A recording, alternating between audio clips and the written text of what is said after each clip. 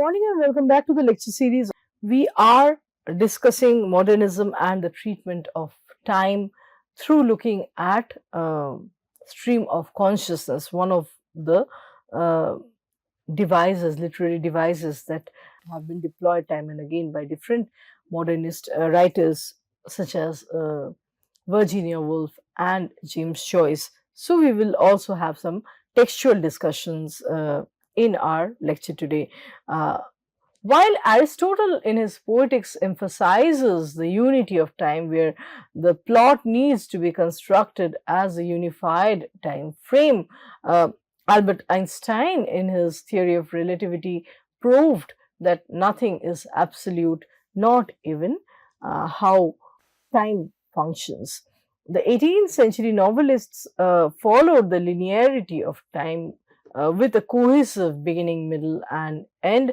So, some of the classic works that follow a linear progression are written by authors such as George Eliot.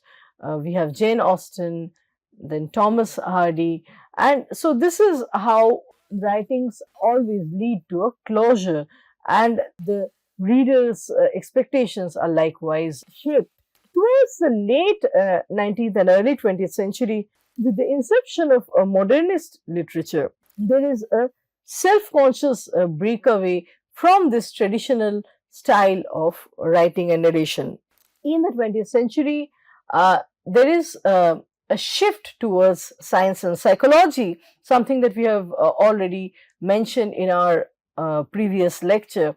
And there is influence of works by Sigmund Freud, whose basic premises of argument was that subjective reality was based on the play of basic drives and instincts, which enable us to interpret the activities happening in the physical world, in the outside world.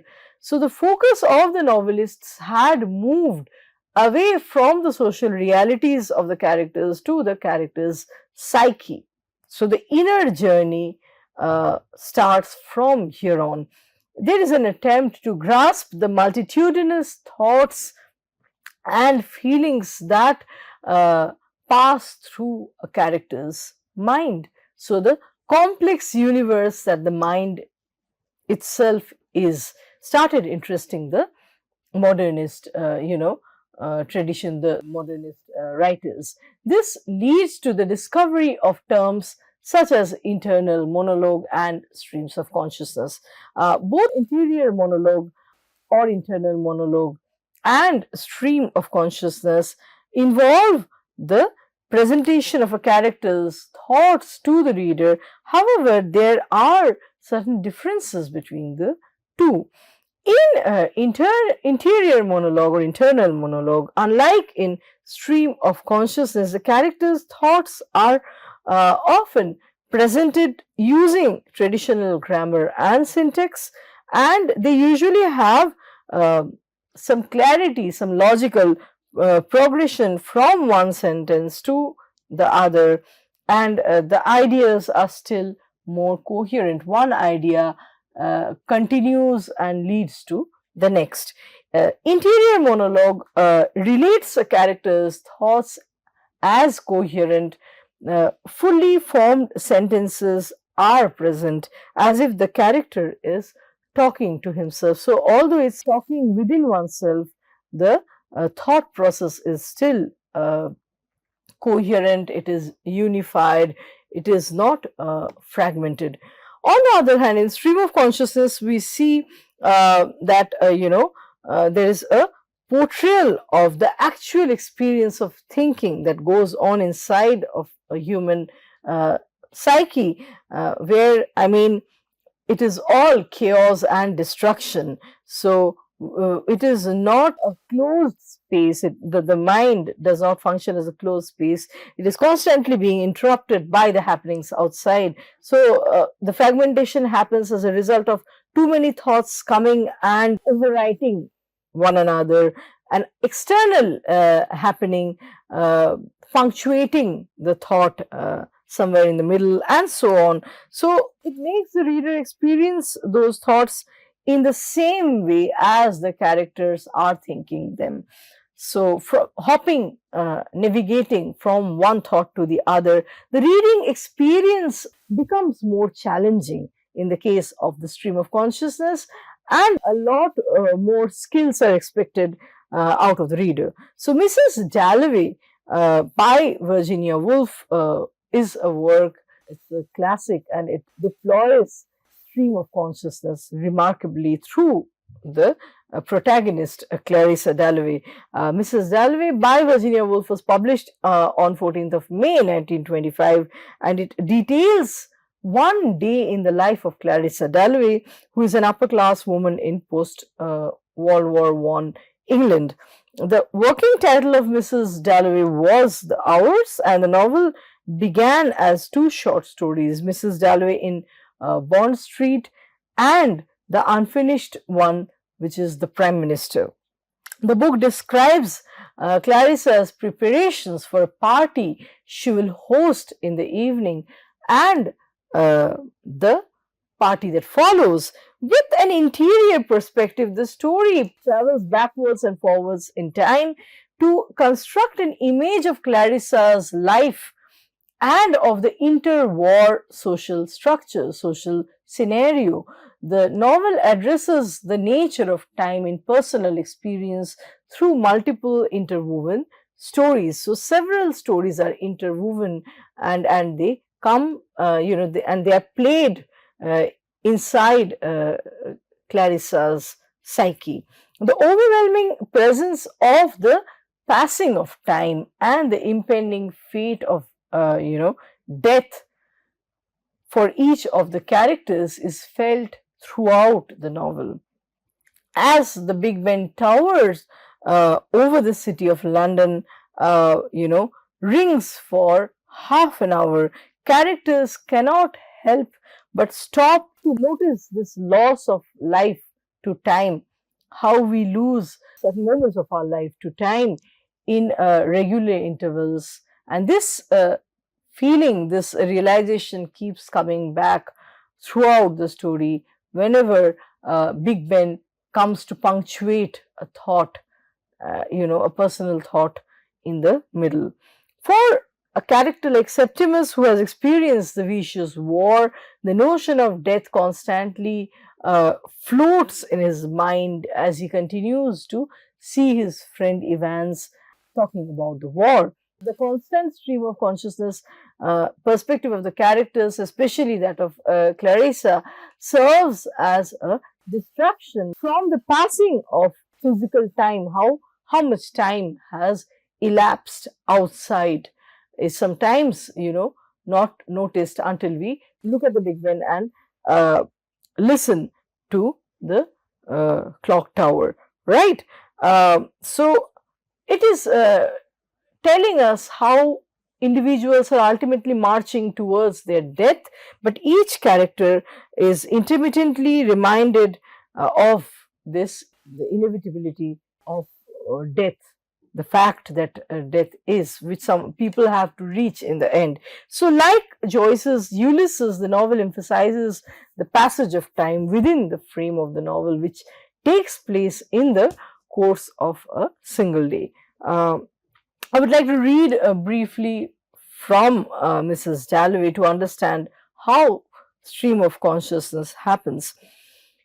She had a perpetual sense as she watched the taxi cabs of being out, far out to sea and alone. She always had the feeling that it was very, very dangerous to live even one day. Not that she thought herself clever or much out of the ordinary. How she had got through life on the few twigs of knowledge Fraulein Daniels gave them, she could not think. She knew nothing, no language, no history. She scarcely read a book now, except memoirs in bed. And yet, to her, it was absolutely absorbing.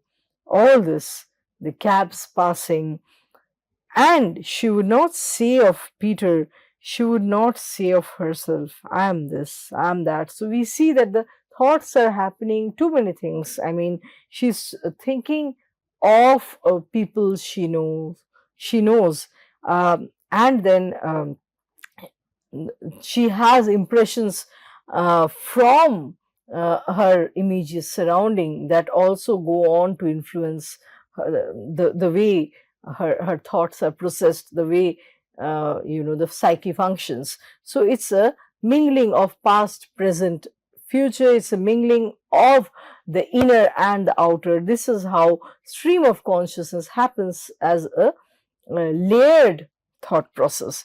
From here, we will move to James Joyce's novel Ulysses, which was published in 1922.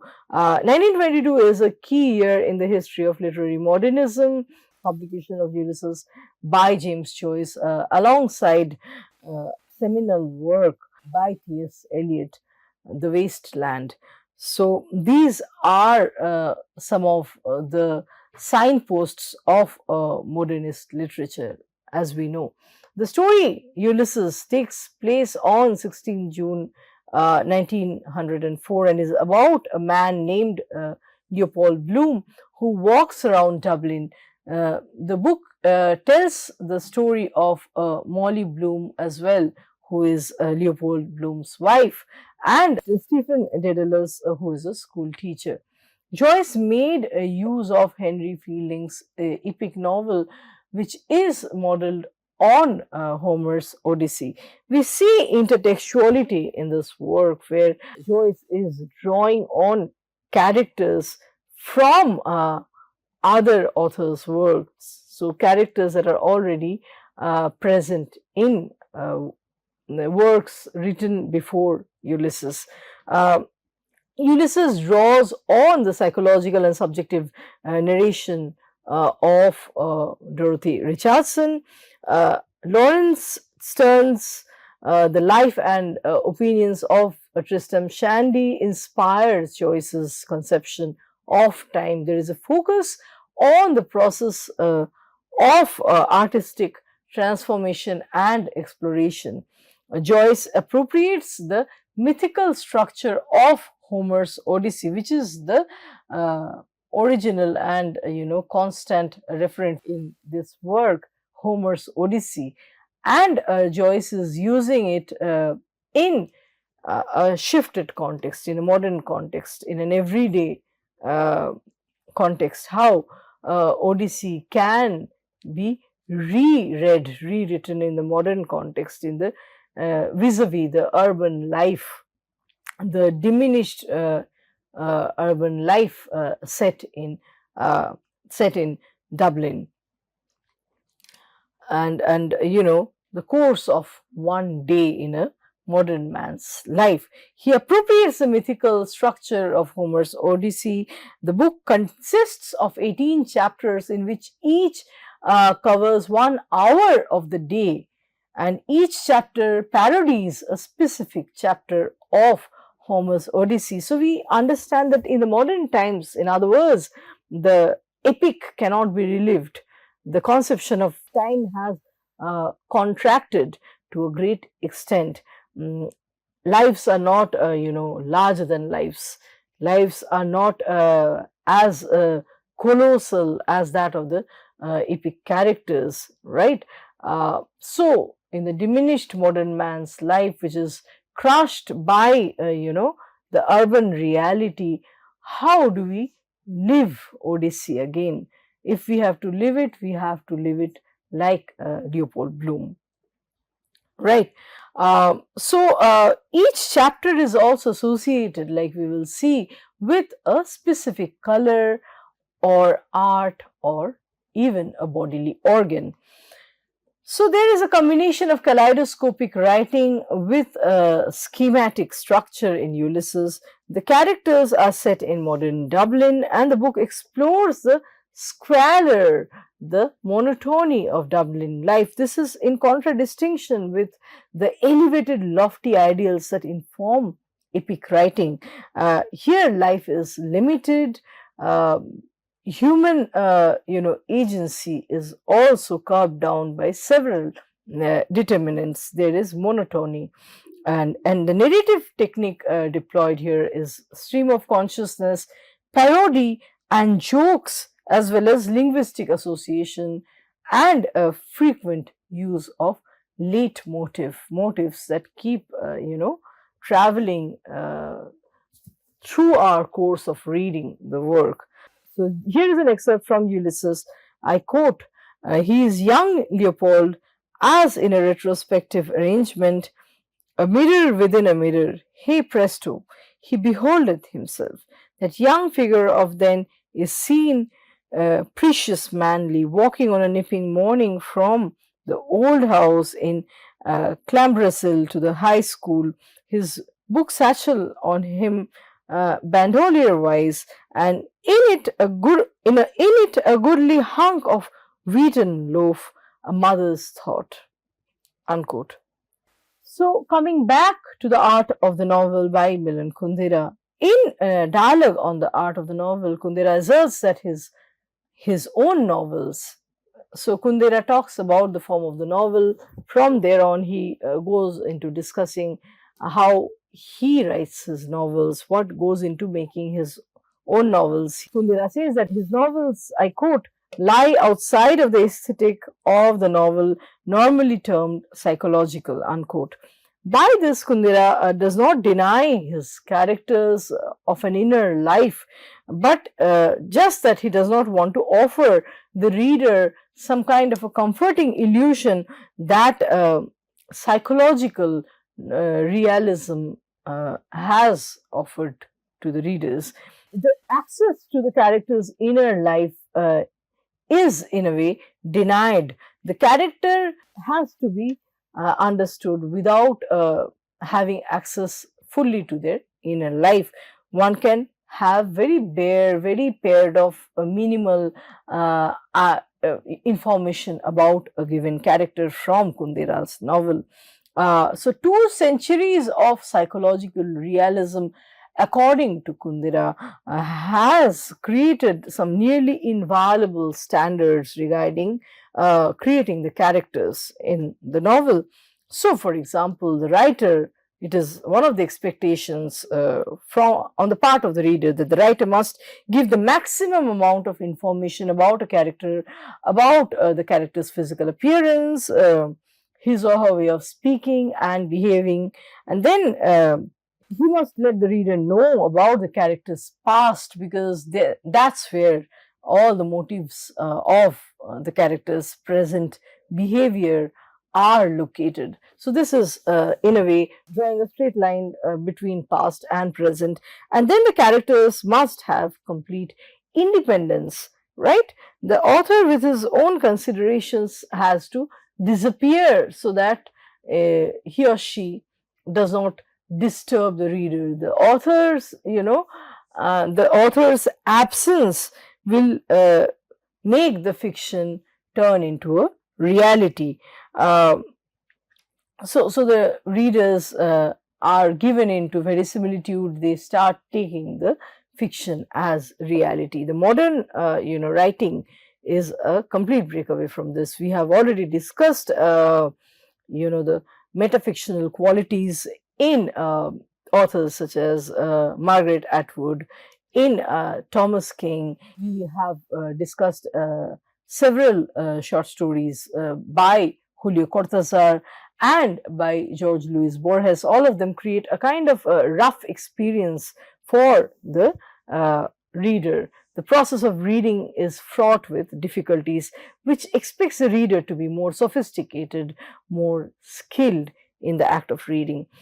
So, Kundera states that his novels are outside the novel of psychology. There is, psychology in them, but that is not the primary interest or mainstay.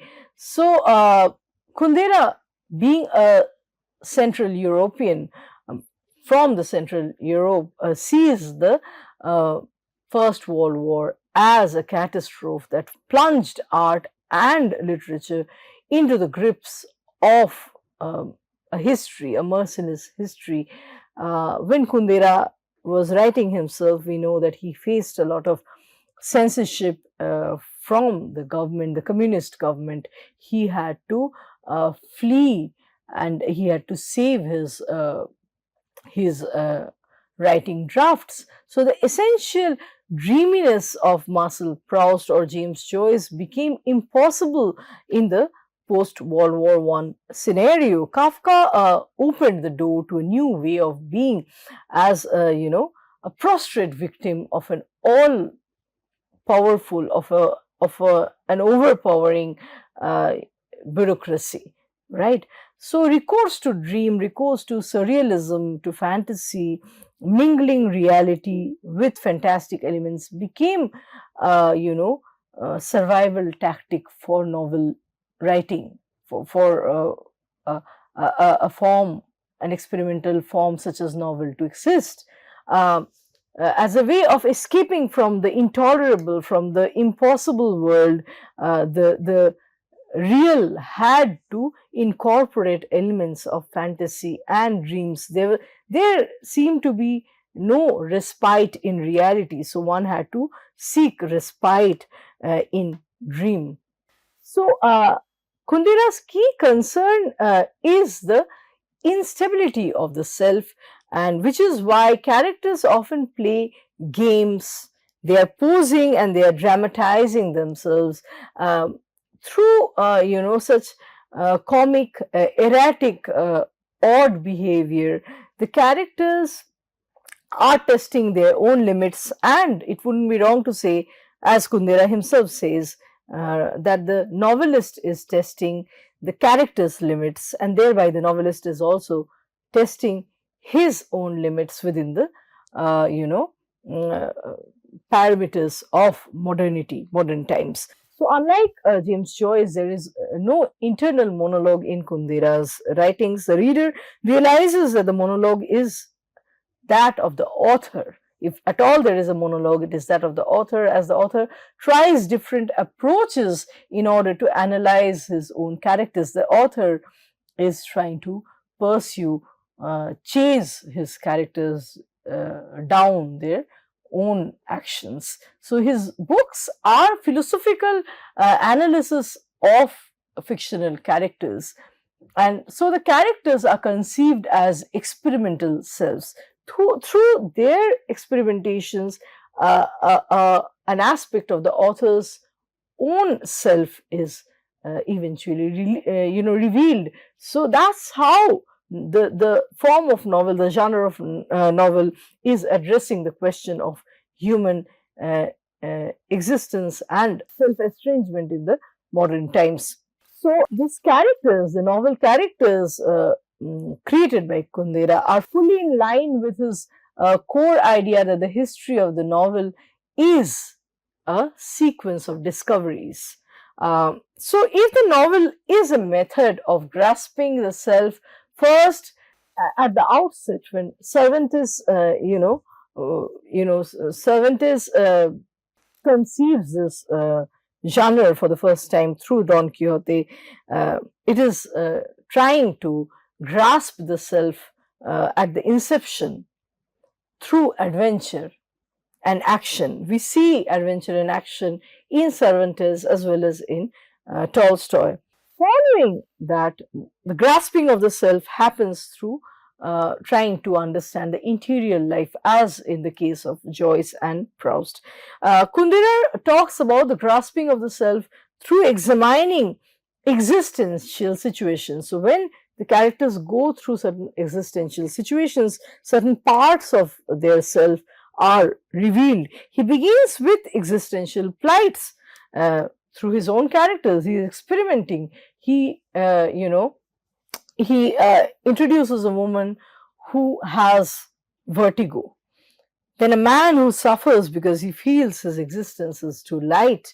There is a character who is, defined by the series of love affairs and betrayals that she experiences, and so on. So he creates characters around these fundamental situations. There are certain cases in hand that make up their identity, and so Kundera puts them into situations which he, as an author, is constantly and repeatedly analyzing, and he's analyzing their cases, their situations from different angles as a way of investigating the question that is at the heart of the novel as a form, which is the mystery of the self. He's trying to unravel that self and its infinite possibilities. So the character is not a simulation of a living being, it is an imaginary being, an experimental self, in the words of Kundera. Making a character alive means getting to the bottom of the existential problem, or claiming to get to the bottom of their existential problem. Kundera would also posit that this is virtually impossible to get to the bottom of a problem, and after that, as though after that there is no problem exists. That is not a possibility. So a novel examines not reality, but various ways of existence. Existence is not what has occurred already out there frozen. Existence is the realm of, variegated human possibilities, everything that human can become, everything that he or she is capable of. Then Kundera says that the novelist is neither a historian nor a prophet. He is an explorer of these different ways, possibilities of existence.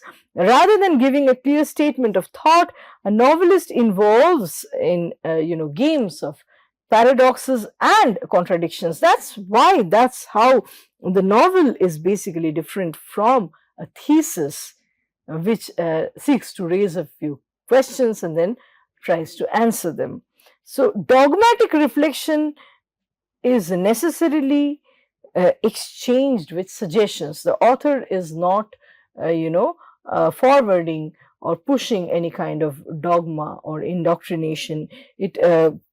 The author can only suggest. The moment a novelist tries to take a position, the entire, cause or the entire meaning of writing a novel, the purpose is defeated. So the story or the art of writing the novel has to override any form of any sort of thesis or direct suggestion proposition. So the novel is a meditation on existence, the question of existence, as seen through the through the lens of, through the medium of different imaginary characters. So the theme of novel, at the heart of novel, we have the existential inquiry. I'm going to stop our discussion here today, and we will meet again with another lecture and another round of discussions. Thank you.